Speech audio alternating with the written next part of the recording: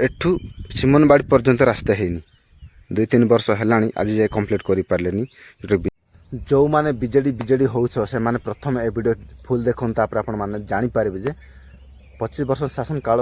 पर आज जाए बीजेडी सरकार कहीं आज जाए रास्ता कर पारुनी जोटा कि ये रास्ता हूँ सिमनबाड़ी ठार चिककेता पर्यटन। चलतु आज आपण से रास्ता देखा चाहूँ बहुत सारा लोक मैंने चाष कर आज से रास्ता को कम्प्लीट कर पारना से एमएल जीव देकर जाती आखिरी देखा जाऊनी बोधे लगुच बहुत सारा लोक मैंने जास करती बहुत सारा जानवाहन जास कर तथापि आज जाए रास्ता कम्प्लीट है तेणुक आज मुझे बाध्य से वीडियो बनवाने मन चलते से रास्ता आपको देखेबी। आपण मैंने देखिपारे एठू रास्ता सियाड़े है एठू सब पिचु पड़ी नुआ रास्ता एटा हूँ सिकनबाड़ी 6 किलोमीटर एठू एठू रास्ता हो जाए रायके जाए